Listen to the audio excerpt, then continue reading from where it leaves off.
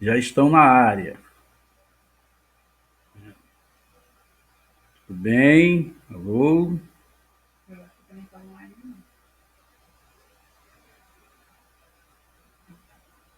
Tá. Então, pessoal, boa noite. Vamos iniciar agora o nosso mini curso sobre o marxismo e a Amazônia. Entre o mágico e o cruel.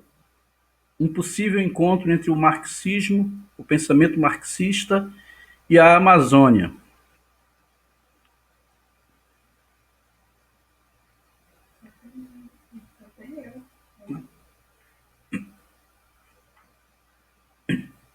E o som está certo. O marxismo tem uma contribuição fundamental na interpretação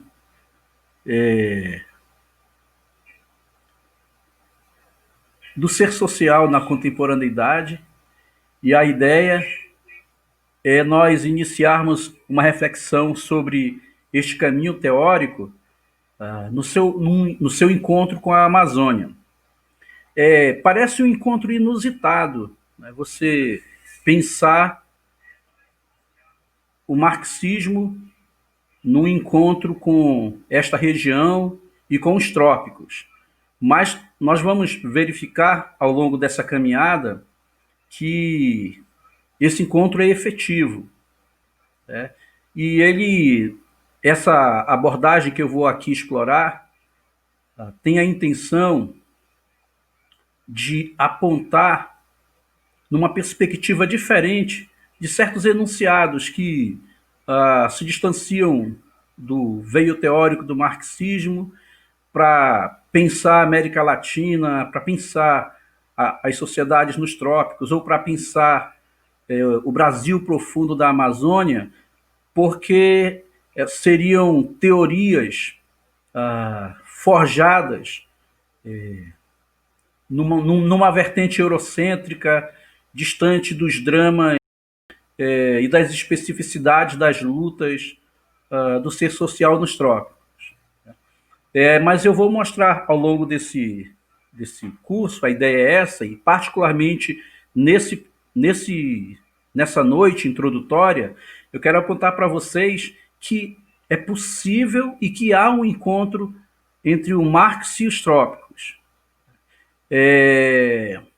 Tem um pensador latino-americano, José Aricó, que ele levanta uma reflexão que eu acho pertinente para a caminhada desse curso. Ele aponta que Marx, estando na Europa, ele é um observador do mundo, né?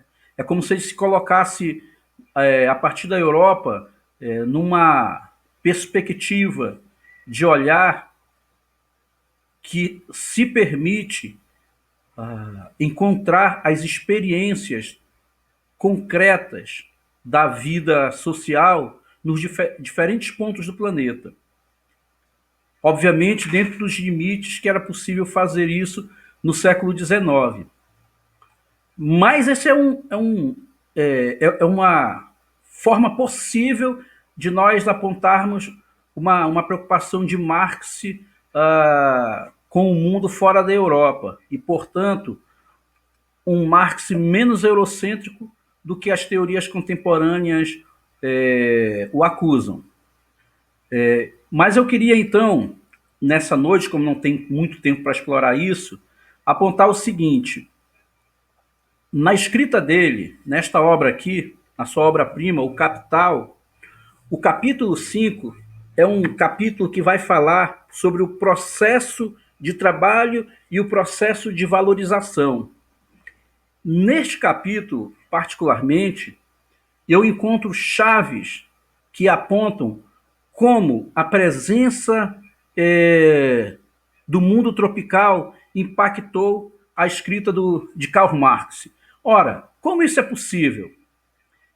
Eu vou ler para vocês uma passagem que eu julgo cara para a minha análise e que tem a ver com essa minha tese de reflexão. No capítulo 5 ele diz assim: a Terra que do ponto de vista econômico também inclui a água, que é para o homem uma fonte originária de provisões, de meio de subsistências prontos, pré-existe, independente de sua interferência, como objeto universal do trabalho humano.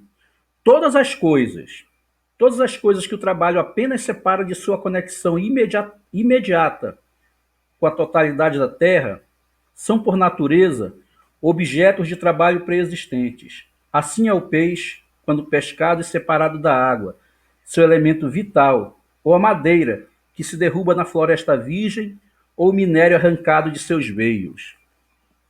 Esse é a descoberta que eu chamo a atenção neste capítulo 5, e isso vai ser recorrente em todo o capítulo, é a ideia do que é a floresta virgem que Marx aqui se refere. Aqui são as dificuldades do tradutor de tornar precisa a língua alemã para os leitores em língua portuguesa.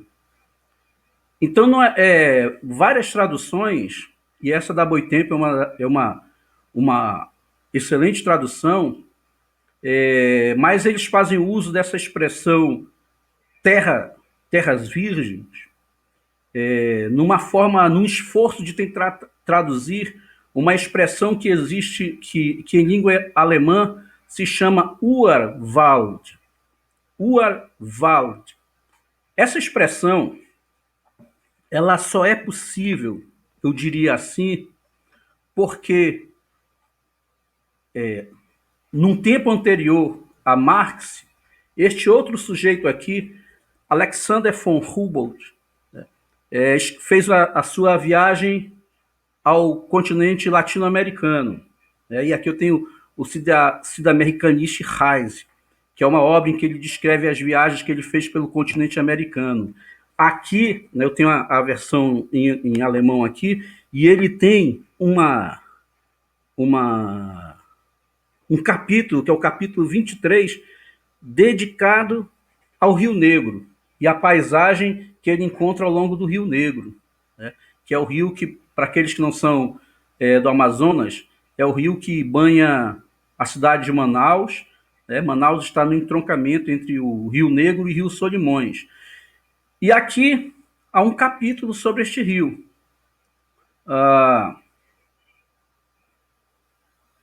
E depois vocês vão observar na escrita de von Humboldt que ele, ao escrever sobre o continente latino-americano, ele tenta traduzir uma experiência de natureza e da ideia de floresta que não havia na Europa e que não cabia no imaginário europeu. Vamos pensar o seguinte: Marx, na juventude, escreveu um artigo para o jornal A Gazeta Renana, em que ele fala dos lenhadores do Vale de Mosela. E nesse artigo, ele descreve como aquilo que era propriedade coletiva, que era a floresta, se torna apropriada de forma privada pelos nobres. E a floresta passa agora a pertencer para o deleite dos nobres. E o trabalhador, o camponês, ele vê o recurso que era coletivo transformado de forma privada. Ora, essa floresta do Vale de Mosela, que o Marx descreve aí, é uma floresta típica da experiência europeia. O que eu quero dizer com isso? Que é uma floresta antropizada, profundamente marcada pela presença do homem. Então, ela já foi antropizada. Num outro texto no Capital, quando ele descreve, num dado momento, áreas pouco impactadas na Europa, ele está se referindo à Irlanda, a gente já percebe que mesmo essa área pouco impactada já tem a presença do trabalho humano, transformando radicalmente a natureza, porque a a relação sociometabólica entre o homem e a natureza, ela já há séculos é intensificada na Europa. Então, a ideia de floresta que Marx e a experiência europeia têm até von Humboldt é essa floresta já antropizada, já profundamente marcada pelo trabalho humano e que vai se acelerando cada vez mais na medida em que o capitalismo vai se constituindo e vai reconfigurando a organização da vida social e, com isso, a sua relação com a natureza. Von Humboldt, não, um pouco antes. Então, essa floresta antropizada, ela é traduzida em alemão, ela é expressa na língua alemã por uma palavrinha que é com W-A-L-D, Wald. Wald. Isso é floresta. Só que essa é a floresta, Wald é a floresta do imaginário europeu, antes do encontro com os trópicos. Quando von Humboldt faz esta viagem aqui, descrita neste livro, e ele tenta descrever a paisagem que ele tem diante dele para o mundo europeu, a palavra Wald, ela não é suficiente para dizer o tipo de floresta com a qual você se debruça, com a qual você se depara quando você está no continente americano. E aí ele acrescenta a palavra Wald um sufixo que é UR, UR, e a palavra fica Urwald. Uma palavra. Aí a floresta ganha o sentido de uma floresta primeva, uma floresta cuja relação do homem com ela é muito diferente da floresta segundo o imaginário europeu. A época que eu estava escrevendo a tese de doutorado, eu consegui encontrar alguns dicionários da antiga língua alemã, antes do século XIX, e antes de von Humboldt, e você não encontra a palavra Urwald. Ela só aparece a partir do impacto que o pensamento de von Humboldt provoca no pensamento alemão e no pensamento europeu de um modo geral. Sem von Humboldt, essa imagem que eu li para vocês no início da exposição, que está no capítulo 5 de O Capital, não teria sido possível. Marx não poderia escrever, vou repetir aqui, assim é o peixe quando pescado e separado da água, seu elemento vital ou a madeira que se derruba na floresta virgem.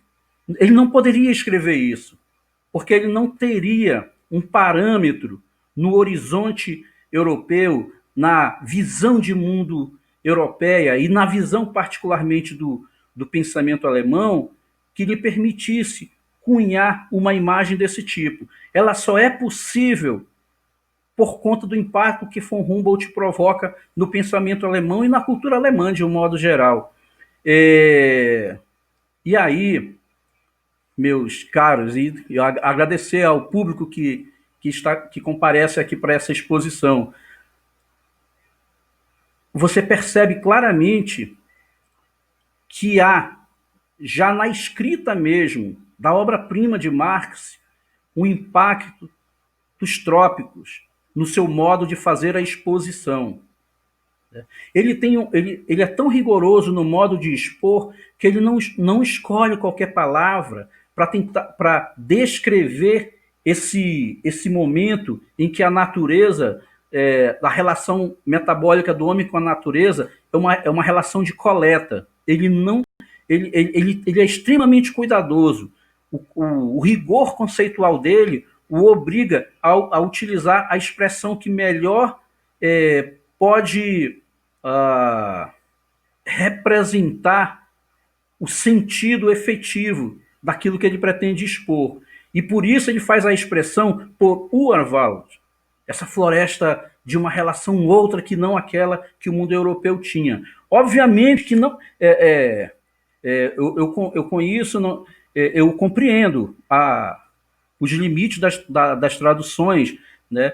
Também compreendo que é importantíssimo a tradução em língua portuguesa das obras de Marx, mas o importante, esse é o desafio para vocês que vão me acompanhar nessa viagem, nós fazermos o esforço de cotejar a escrita de Marx com os originais, né, com as publicações na língua original, e aí nós vamos encontrar uma série de possibilidades de reflexão e de pesquisa.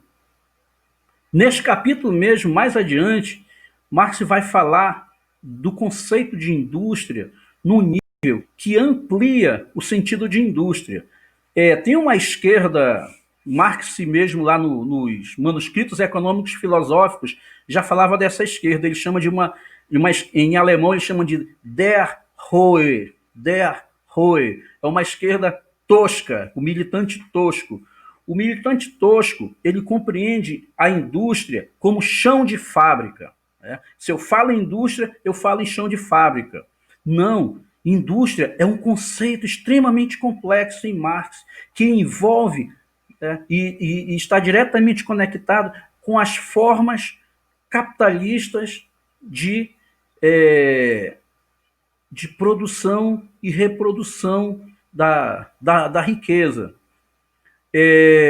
Nesse sentido,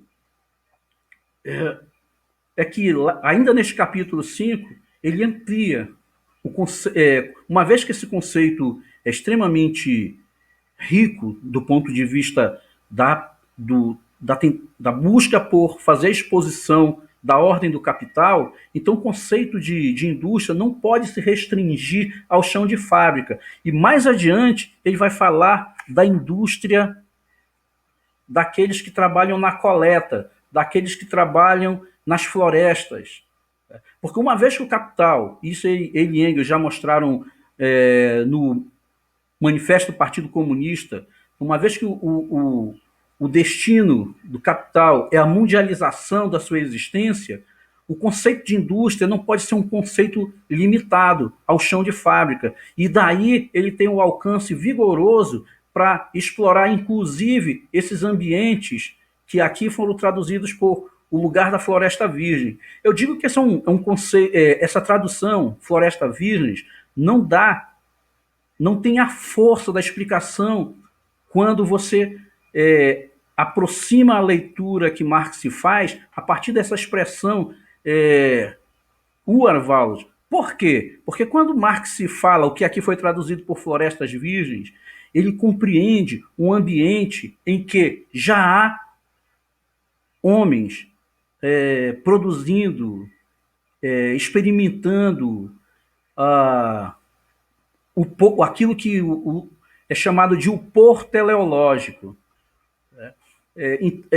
Isso que apressadamente nós podemos chamar de floresta virgens, já contém a presença humana, já contém uma relação extremamente complexa entre o homem e a natureza, que no contexto do capital, Marx vai chamar de um lugar dessa indústria da coleta.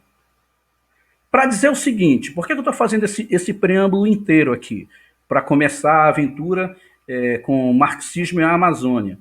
Porque é importante, então, assinalar que, longe de ser estranho essa discussão, ela é uma discussão que tem uma série de chaves teóricas importantes para a gente explorar Marx e o mundo tropical, Marx e a periferia do sistema do capitalismo. A escrita dele já mostra o impacto da periferia no seu modo de fazer a exposição. A escrita dele já contém os trópicos na exposição, particularmente essa escrita no Capital. Interessante que, após a escrita e a publicação deste primeiro, do volume 1 do Capital, Marx começa a fazer uma série de apontamentos etnológicos do século de Morgan, Taylor, e ele começa a tomar nota. Inclusive, esse já há a Mega, que é o grande projeto de publicação dos manuscritos de Marx, já tem os cadernos etnológicos de Marx. Há uma tradução dos cadernos etnológicos em espanhol, né? E que apontam, né, a preocupação de Marx em compreender a dinâmica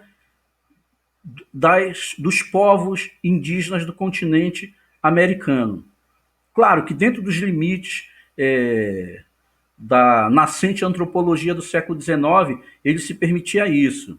Rosa Luxemburgo, mais na frente, naquele seu texto sobre economia, fugiu agora o título do livro da Rosa Luxemburgo, se alguém aí lembrar depois, por favor. Ela tem um segundo capítulo em que ela vai falar dessas formas ditas primitivas de produção econômica. Quando ela discorre sobre isso, ela amplia os estudos do caderno etnológico de Marx, porque é extremamente importante para este veio teórico apontar o seguinte: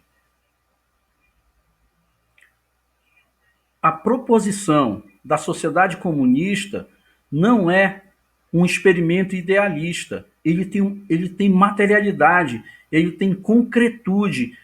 Quando Marx vai estudar as anotações, tomar anotações dos estudos de etnologia do século XIX, é porque ele está preocupado em demonstrar a materialidade de uma alternativa ao capitalismo.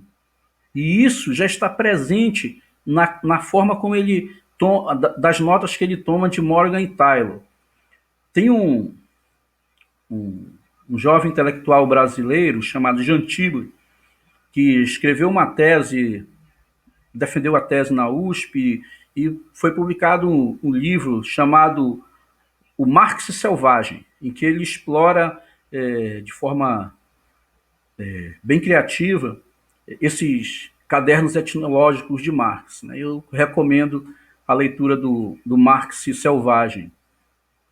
Rosa Luxemburgo, então, amplia essa discussão para apontar, e isso é importante para o marxismo, que a alternativa ao capitalismo, uma sociedade comunista, não é uma proposição idealista.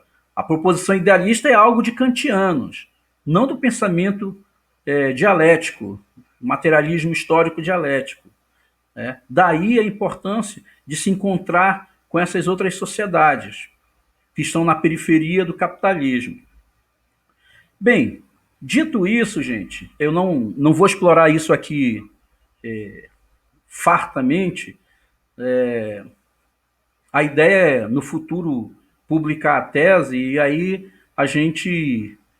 eu espero que vocês tenham a curiosidade de ler o material no futuro, e lá eu exploro melhor essas ideias do encontro de Marx com os trópicos, Marx com a América Latina, de como os pensadores latino-americanos e brasileiros se apropriam dessa contribuição teórico-prática para pensar o continente e pensar as nossas contradições. Muito bem, porque o objetivo do curso, então, é nós compreendermos como o marxismo, como pensamento, se desdobra na Amazônia, no surgimento de um conjunto de intelectuais que vão, a partir desse veio teórico, fazer uma interpretação da Amazônia extremamente rica, extremamente original, considerando a forma como até a grande parte da segunda metade do século XX o Brasil era pensado, e o lugar destinado à região amazônica aí. O pensamento marxista vai ser uma chave teórica, uma chave intelectual profundamente vigorosa para um conjunto grande de pensadores que, a partir da Amazônia, vão refletir sobre esta região, sua conexão com a nação e com o mundo. E são esses autores que eu quero apresentar para vocês. Tudo bem? Mas para começar, eu diria o seguinte: eu tenho aqui 2 livros que vão contar a história do marxismo brasileiro em alguma medida. Este livro do Leandro Conder, A Derrota da Dialética, a recepção das ideias de Marx no Brasil até o começo dos anos 30, né? Uma obra clássica para quem estuda a história do marxismo no Brasil. E tem o volume 1 aqui de uma coleção de 6 livros, História do Marxismo no Brasil, né, que foi editado pela Unicamp. Aqui eu tenho o volume 1. Em todos esses livros, convencionou-se que 1871 é o ano em que nós temos notícias do pensamento marxista, notícias sobre Marx. Claro que as notícias que chegam são sempre notícias numa busca por criar uma espécie de anteparo ao perigo vermelho que andava na Europa. Tem a Comuna de Paris, e é nesse contexto da Comuna que começam a chegar as notícias sobre esse grupo de marxistas, de comunistas, enfim. É muito interessante. Deixa eu ver se eu tenho aqui o livrinho, eu não separei, mas tem um livro, no próximo minicurso eu mostro para vocês rapidamente. Há um livro de um pensador paraense, Vicente Salles, um músico e um intelectual que se preocupou em contar a história da Amazônia, da cabanagem, seus nexos com a história das ideias, as ideias burguesas e as ideias revolucionárias. Inclusive mostra como, sem compreendermos esses embates de ideias, nós não compreendemos satisfatoriamente o sentido da cabanagem. Mas ele escreveu um livro sobre a história do marxismo na Amazônia, o Vicente Salles. E ele mostra que em 1871 já há a tradução de um artigo publicado no jornal de Leipzig.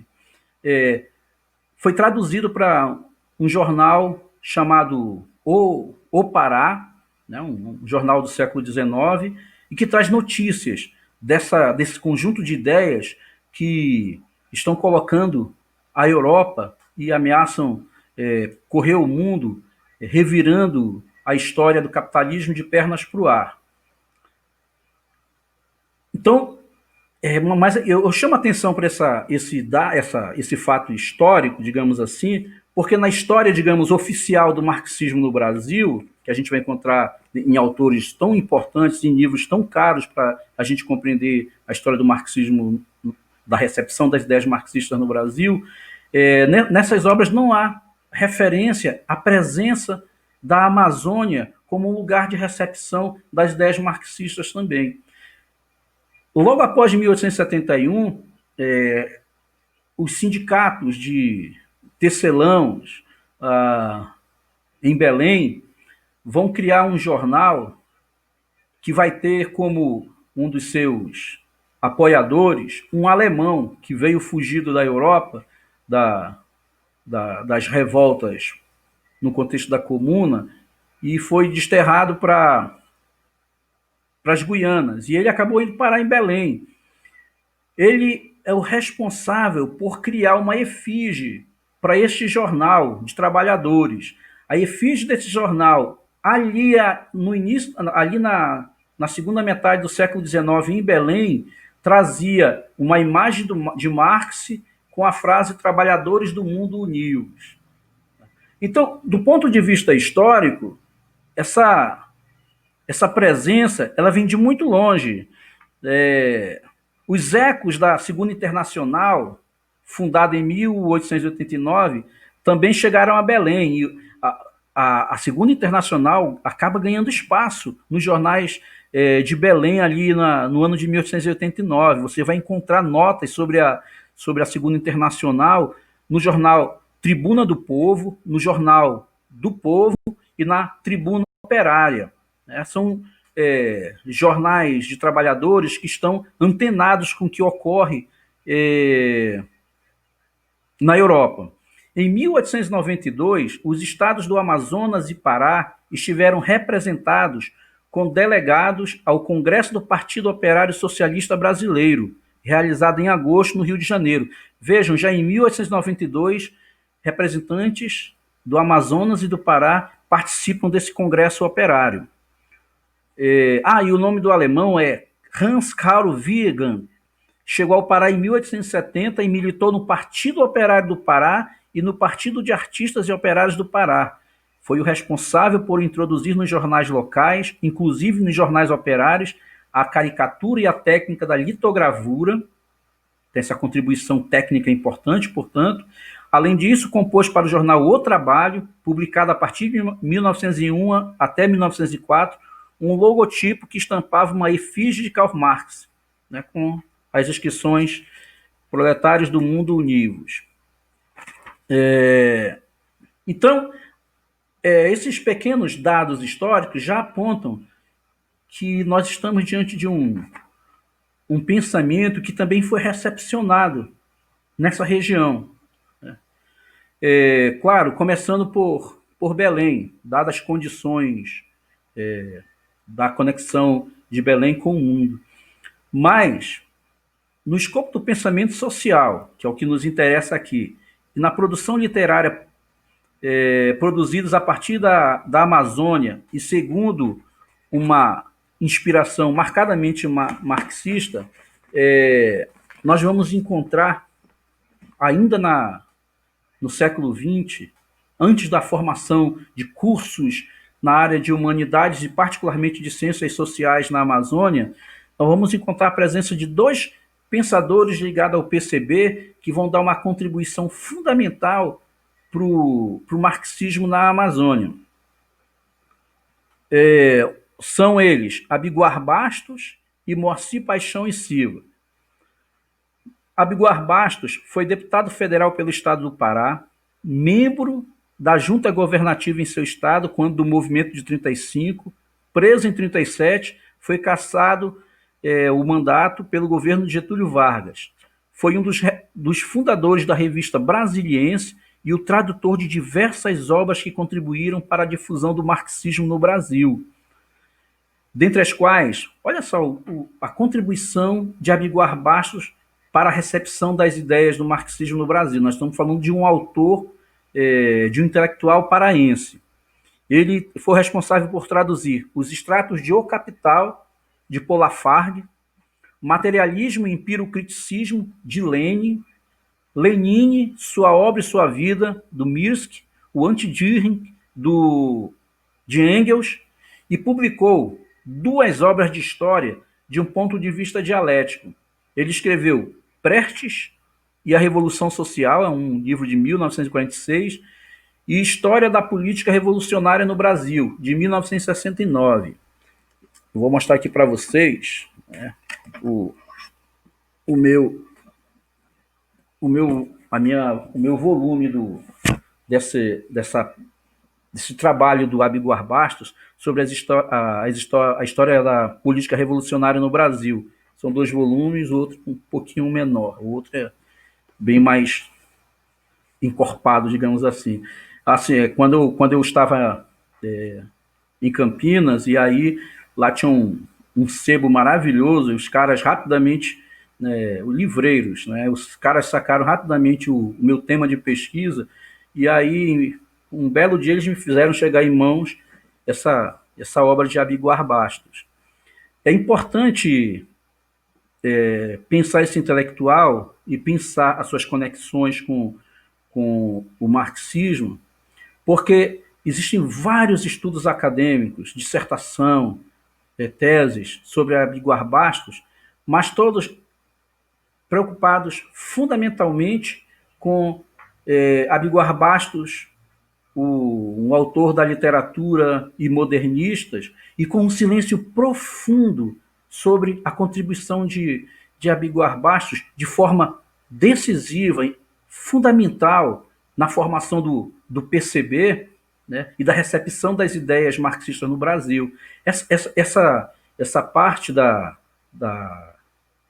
do movimento intelectual de Abílgar Bastos ainda está por ser explorada, por ser pesquisada. E eu os desafio, vocês que estão aí, eu penso que esse ambiente, essa dimensão do pensamento de Abílgar Bastos merece que a gente aprofunde estudos no campo da pós-graduação. Né? Então, eu os desafio para isso. Bem, mas ele participou também de uma obra coletiva chamada Combates da História, a trajetória de Heitor Ferreira Lima, que foi um outro intelectual orgânico do Partidão. Né? No campo literário, seus romances Terra de Camiaba, publicado inicialmente em 31 com o título Amazônia que Ninguém Sabe, depois Certos Caminhos do Mundo, de 35, e Safra, de 37, expressam uma compreensão do destino dos povos da região intimamente ligada à aventura capitalista. Quando os intelectuais que eu vou apresentar para vocês aqui, que são fundamentalmente intelectuais que começam a publicar seus trabalhos, começam a fazer suas pesquisas a partir da década de 80, você vai encontrar, por exemplo, nos escritos de Ernesto Renan Freitas Pintos, Alex Fiuza de Mello, Violeta Rafkaleski, você vai encontrar esses homens, essas mulheres que desfilam na literatura através da escrita de Abílgar Bastos. Só que na apreensão sociológica dessas mulheres, homens e crianças, agora na materialidade mesmo das contradições do capital, mas elas já estavam presentes na preocupação do intelectual militante do PCB, que tem um papel importante na recepção das ideias de Marx no Brasil, fundamentalmente, inclusive muito mais do que para a Amazônia. Eu diria que Abílgar Bastos é alguém da Amazônia que tem um papel importante na recepção das ideias do marxismo. Mesmo que no contexto da Revolução Russa, do stalinismo e dos seus limites. Mas é aí que Abílgar Bastos tem um papel importantíssimo. Um outro autor é o Moacir Paixão e Silva, que foi candidato pelo PCB nos anos 40, publicou um livro chamado Sobre Geografia Social da Amazônia, Ensaios para uma Obra Maior. Em 1943, Formação Econômica do Amazonas, tese ao terceiro Congresso Rio-Grandense de História e Geografia. E um outro trabalho, o Desenvolvimento Econômico do País. É um intelectual também ligado ao PCB e que tem uma produção nessa vertente crítica que nos permite já no plano do pensamento social perceber a presença do marxismo. Muito bem, mas antes de avançar para os autores que eu vou explorar, hoje a ideia é só fazer essa breve introdução para depois, a partir da próxima aula, assim, do próximo encontro, sim, nós mergulharmos no pensamento dos autores que eu me proponho aqui a apresentar para vocês. Mas eu queria dizer o seguinte, que é importante perceber que a Amazônia ela já está presente também no pensamento social brasileiro de autores que têm um lugar de destaque importante na formação do nosso pensamento. Por exemplo, nós vamos encontrar, dentre esses autores, Caio Prado Júnior. Você vai encontrar, no esforço de Caio Prado Júnior, de nos proporcionar uma interpretação da formação econômica do Brasil, da evolução da política brasileira, da produção de uma história econômica do nosso país, você vai encontrar que nesse esforço, Caio Prado Júnior faz o exercício de considerar a Amazônia, e a Amazônia já ganha em Caio Prado Júnior uma interpretação conectada por um exercício do pensamento dialético. Em A Evolução Política do Brasil, que é um livro de 33, a região que existira em todo o período colonial como um governo à parte, palavras de Caio Prado Júnior, isolada do restante do país e em contato direto com a metrópole, aparece nos anos iniciais da independência política do país como o palco de uma revolta de grandes proporções, a Revolta dos Cabanos, né? Então você vai encontrar isso, é um capítulo inteiro sobre a Revolta dos Cabanos. Formação do Brasil contemporâneo, história econômica do Brasil, ao desvelar o sentido da colonização, de constituição de uma nação que é organizada política e economicamente em razão das demandas do comércio exterior, primeiro por especiarias e depois por metais preciosos, a Amazônia lembrada como capítulo da extração de produtos das florestas a serem comercializados, a criação de gado, a pesca e na estratégia de consolidação das fronteiras políticas da conquista portuguesa. Essa Amazônia dá origem a cidades como Tabatinga, Tefé, Manaus, Belém, né?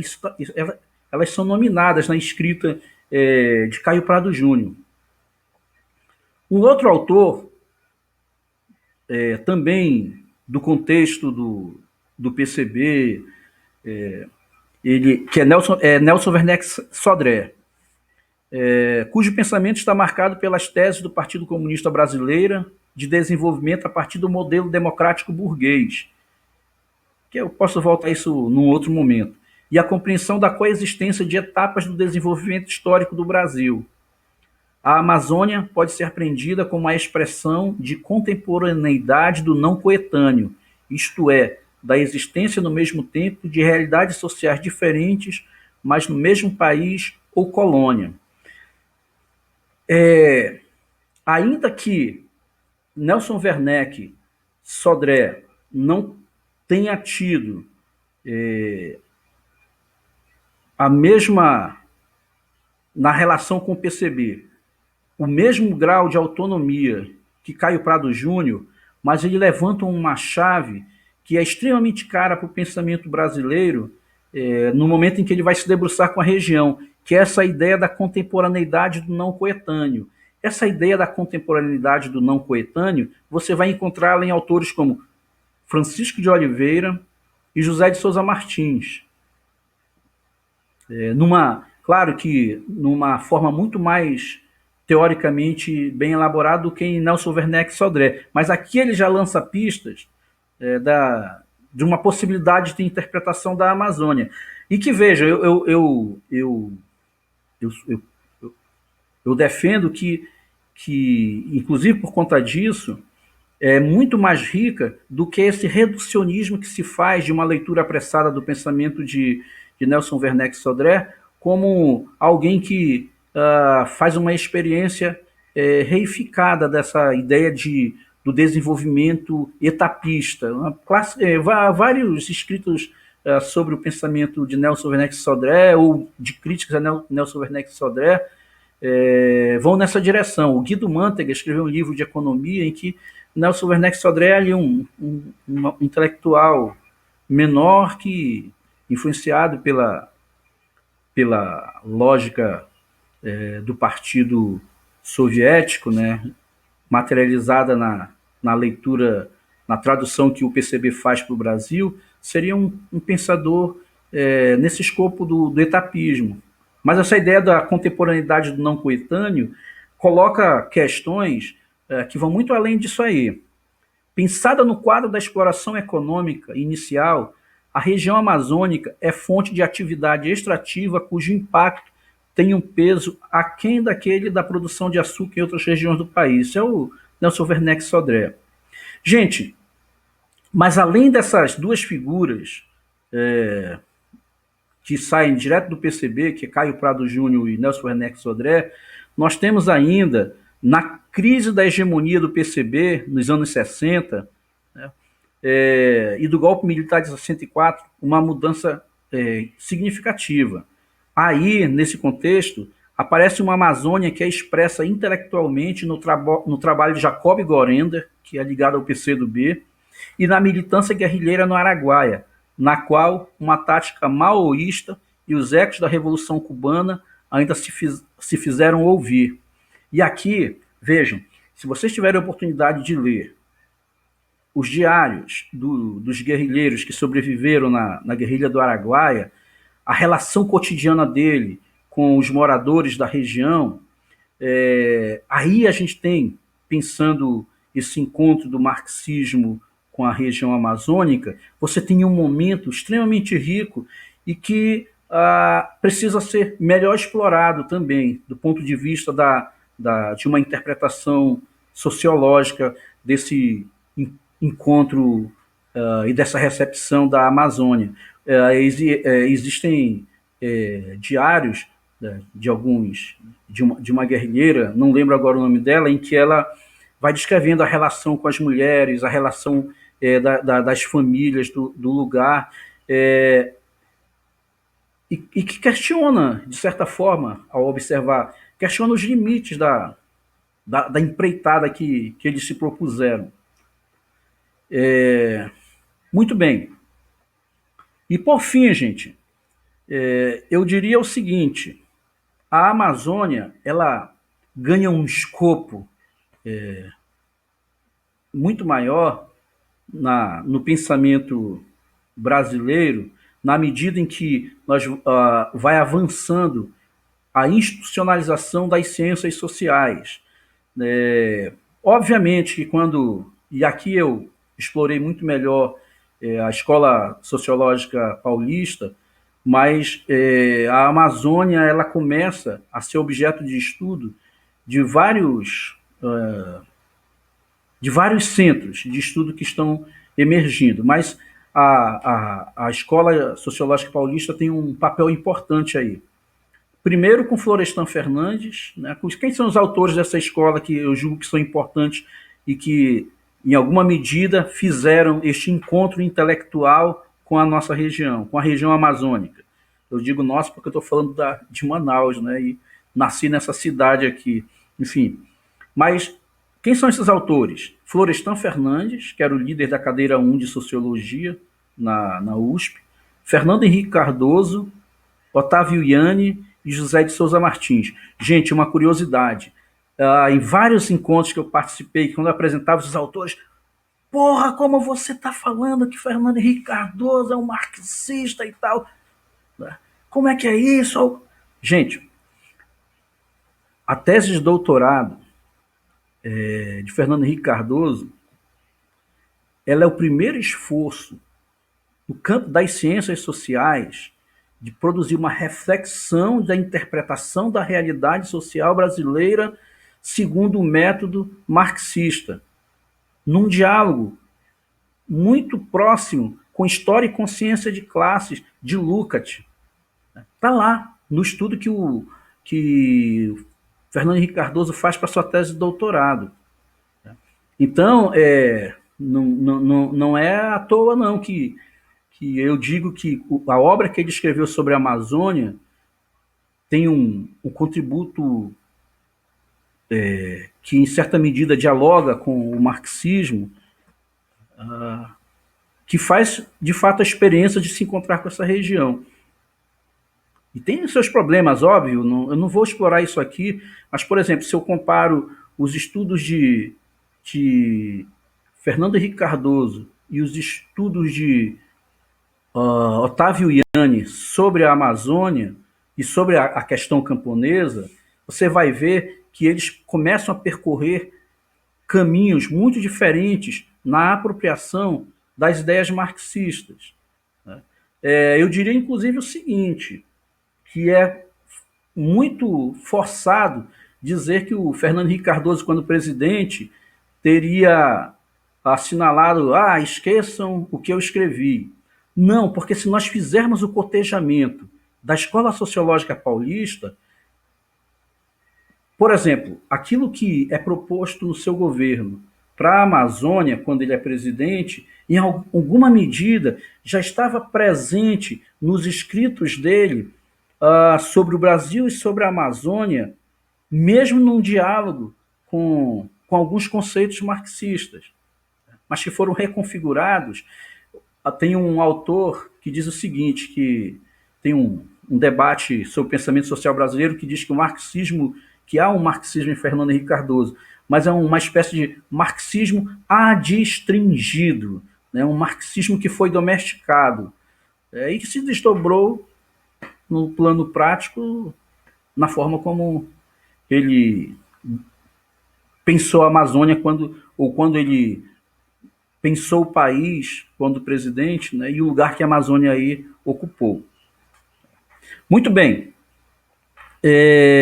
Esses autores, todos eles, né, dessa escola social, eles são importantes porque aí a Amazônia é posta em discussão no escopo da consolidação das ciências sociais e no complemento e oposição aí presente entre uma interpretação marxista da realidade brasileira e as alternativas funcionalistas e estruturalistas. No diálogo desses autores com Marx e Engels, Lenin, Trotsky, Lukács, Althusser, Poulantzas, Sartre, etc. Além disso, é atravessada pela crítica ao nacional-desenvolvimentismo, pela disputa em torno da teoria da dependência, com debates que envolvem Rui Mauro Marini, Vânia Bambirra, Teotônio dos Santos, que são outras figuras geniais para a gente pensar esse debate sobre o pensamento latino-americano e o lugar da Amazônia nesse debate, que é algo que eu não explorei. Mas para dizer o seguinte, hoje eu me dou por considero suficiente a exposição que nesse primeiro encontro tinha a intenção de mostrar que há, desde o século XIX, se estendendo por todo o século XX,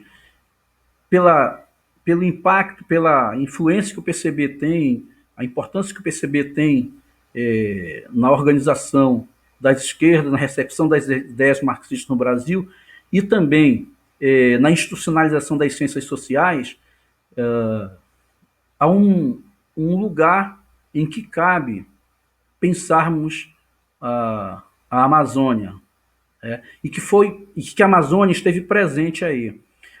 Por exemplo, se eu pego Florestan Fernandes, os seus escritos antropológicos sobre os tupinambás, e eu fiz esse trabalho na tese, né, de procurar perceber isso, ele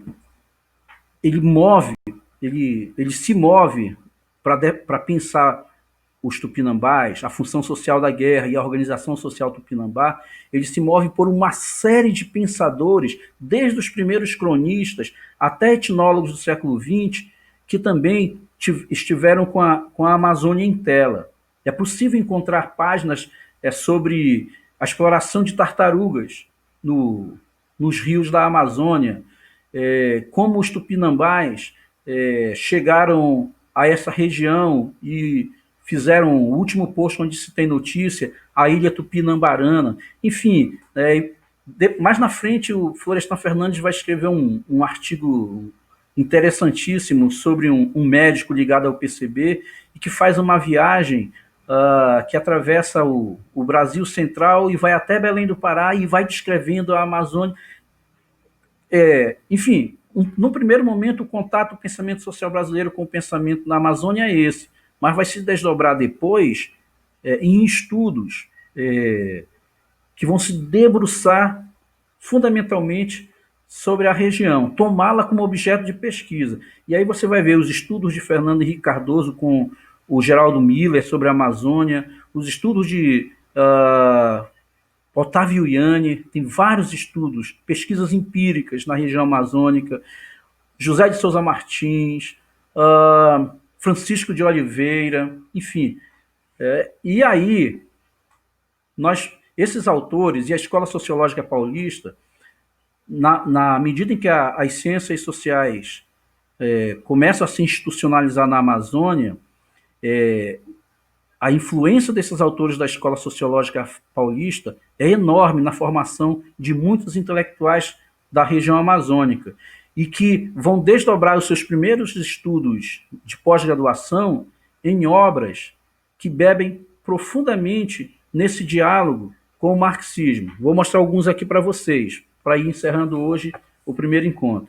Este livrinho aqui da Marilene Correia, professora do Departamento de Ciências Sociais da Universidade Federal do Amazonas, foi minha professora, hoje é minha colega no departamento, uma pessoa brilhante.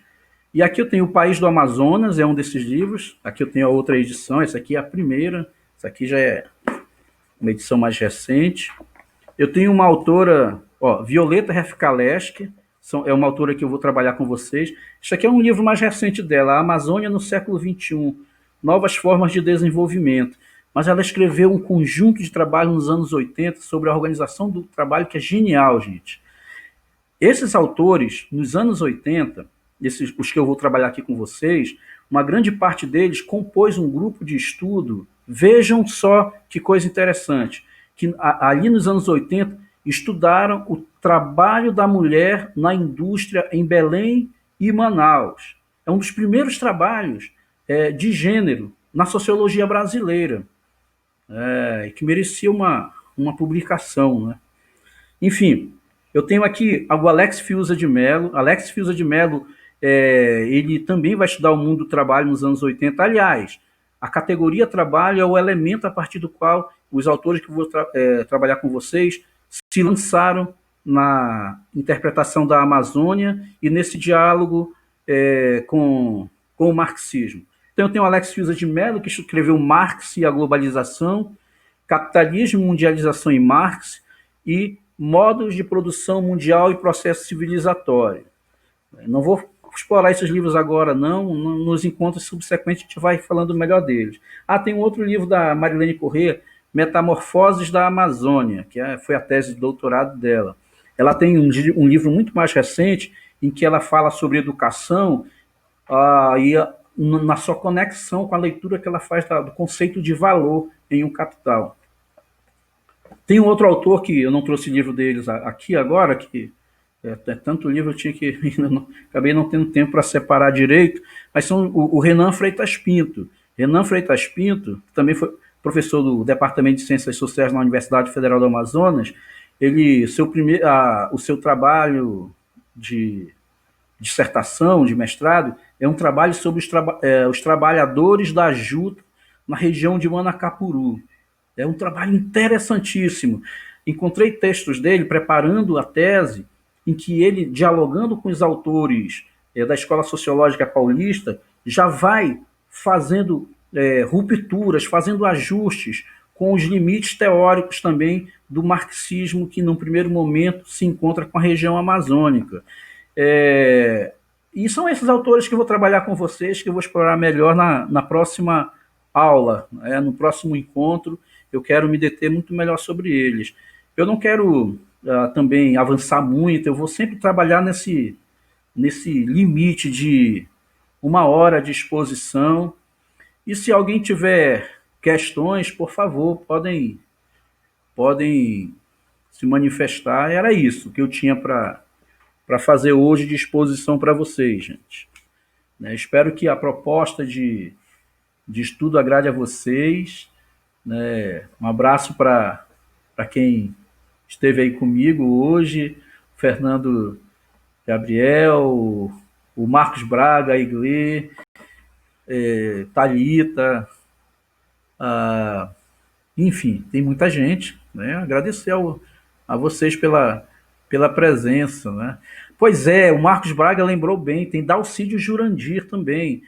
Isso mesmo, Marcos Braga. O Dalcídio Jurandir é um outro pensador importante nesse conjunto aí. Bem lembrado mesmo. Enfim, gente, tá? Era isso que eu tinha para trabalhar com vocês. Eu pretendo sempre trabalhar no limite de 1 hora. Vou até tentar trabalhar menos, porque aí eu tiro 45 minutos de exposição, e aí, se houver perguntas, a gente vai tendo oportunidade para o debate. Tudo bem? Deixa eu ver se eu tenho mais. O Ronaldo está aqui presente também. Neyara Rejane, a Leme, Amanda, lá de Rio Branco. Abraço, Amanda. O Bruno Bonates, um abraço, obrigado pela presença. Enfim, gente, era isso. Eu vou encerrando por aqui os trabalhos, tá bom? Eu tenho gente que acompanhou no Instagram, no YouTube, e